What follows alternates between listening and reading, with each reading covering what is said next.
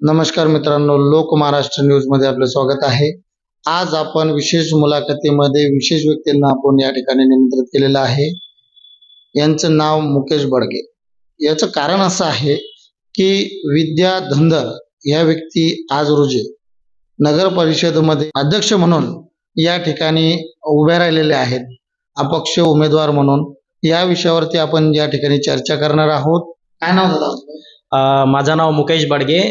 मी रविदास नगर चिखली मधला रहिवासी आहे आणि चिखली नगर परिषदेसाठी नगराध्यक्ष पदाच्या उमेदवारीसाठी भालगाव येथील लेखबाळ भगत पाटील यांची लेखबाळ सौ विद्याताई सुनील धनगर पाटील या अपक्ष म्हणून उभ्या आहेत. सर्वसामान्य जनतेच्या आणि सुशिक्षित लोकांच्या इच्छेनुसार आणि त्यांच्या म्हणण्यानुसार हा आम्ही उमेदवारी अर्ज दाखल केलेला आहे. तर सर्वप्रथम मला एक गोष्ट सांगा की नेमकं विद्या धनगर ह्या उभ्या आहेत, परंतु नेमकं त्यांचं ध्येय उद्दिष्ट काय? म्हणजे आतापर्यंत हे जनतेमध्ये कुठेही काही दिसलं नाही. अर्ज तर भरला, पण नेमकी भूमिका काय नेमकी काही कळालं नाही. आता तुम्ही पाहत आहात की चिखलीच्या राजकारणामध्ये खूप मोठा एक भूकंप झालेला आहे. लोक बऱ्याच वर्षापासून राजकारणात कामं करतात, पक्षाच्या अधीन राहून पक्षामध्ये राहून कामं करतात, परंतु होते काय, वेळ येते त्यांच्याकडून काम करून घेतलं जातं आणि वेळेवर त्यांना डावललं जातं.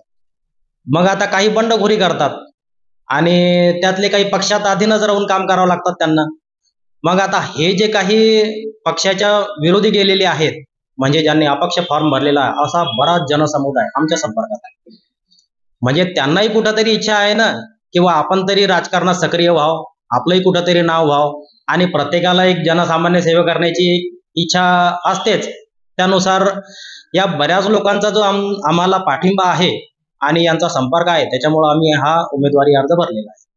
पण मी असं ऐकलंय की आपल्याकडे कुठल्याही प्रकारचा, आता राजकीय क्षेत्र म्हटल्यानंतर पैसा आला, प्रचार आला, या सगळ्या गोष्टी होतात, परंतु या ठिकाणी आपल्याकडे असं कुठली गोष्ट दिसली नाही, कुठली बॅनरबाजी नाही, कुठला दिखावा नाही. पण नेमकं काय म्हणजे मांडायचं काय तुम्हाला भूमिका? तुम्ही चांगला प्रश्न विचारला मला. सर्वप्रथम मी आपल्या सर्व जनतेला एक आवाहन करू इच्छितो की या निवडणुकीदरम्यान आम्ही कोणत्याच प्रकारचा हायटेक प्रचार करणार नाही आणि वेळेअभावी आणि काही कारणास्तव, समजा आर्थिक अडचण असो, काही असो, त्याच्यामुळे आम्ही तुमच्यापर्यंत जरी पोहोचू शकत नसलो तरी आमचा विचार करा. कारण की आपण पाहत आहात की आमचा विशेष मुद्दा धनशक्ती विरुद्ध जनशक्ती आहे. कधीपर्यंत नगरपालिका हे आपली शहरं ही धनाढ्य लोकांच्या हातात द्यायचे? आज रोजी लोक पैसा देतात, पुढे चालून आपण जर का नगरपालिकेत एखाद्या कामासाठी गेलो तर आपल्याला ते कवडी नाही मोजत नाहीत, डायरेक्ट म्हणतात पैसे दिलेले आहेत, मुकाट्यानं बसा. मग या संदर्भात आम्हाला जनजागृती करायची आहे आणि सत्ता म्हणजे नेमकी राजकारणात सत्ता काय असते आणि याच्यातून त्याचं फलित काय होते हे आम्हाला दाखवून द्यायचं आहे. जनतेला सत्तेमधून जे सत्ता येण्यासाठी जे आपण आश्वासन देतो, जे विश्वास देतो, ते पूर्ण कसे करायचे हे आमचं उमेदवार निवडून आल्यानंतर जरूर दाखवतो. आता पुढची रूपरेषा काय ठरवलेली आहे? काय करणार? जनतेचा प्रचार कसा करणार? आणि जर भविष्यामध्ये जनतेसाठी काम काय करणार? आता जनतेचा प्रचार म्हणजे प्रत्येका जणापर्यंत आम्ही पोहोचू शकत नाही, परंतु आपल्यासारखे बरेच लोक आहेत. आता हा एक मीडिया साधन आहे, सोशल मीडिया आहे आणि काही रोखोक असतात लोक मीडियामध्ये, जसे की तुम्ही आहात.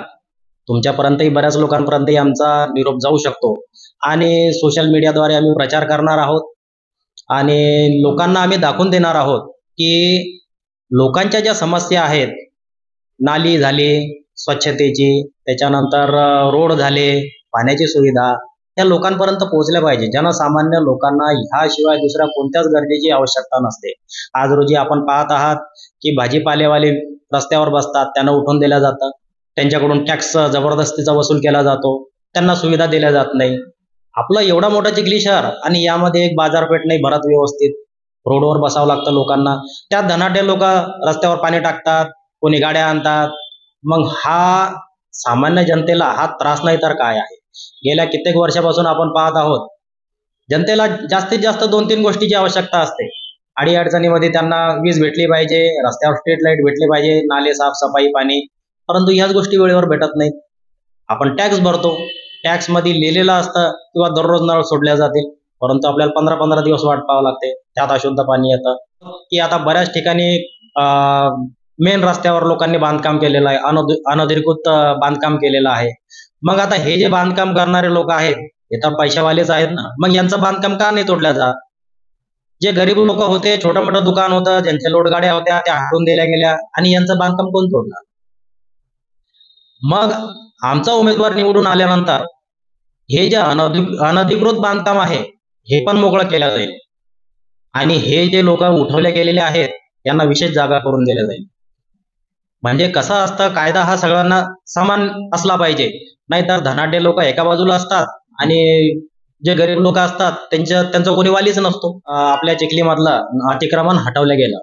आता यामध्ये वर्षानुवर्षे लोक ज्यांनी छोटं मोठं आपलं दुकान थाटलेलं आहे, आपलं रोजगार निर्मिती करतात, आपला परिवार चालवतात, या लोकांना रस्त्यावरून उठवून देण्यात आलं. म्हणजे आता यांनी जायचं कुठं?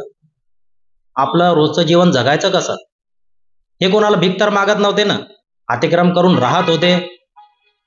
मग आता हे जे लोक उठलेले आहेत, आम्ही आमचा नगर अध्यक्ष निवडून आल्यानंतर या लोकांना जागेची व्यवस्था आम्ही जरूर करून देणार, जेणेकरून त्यांचं पालनपोषण होईल, त्यांच्या परिवाराचं पालनपोषण होईल आणि ते लोक परत आपल्या चांगल्या कामाला लागतील.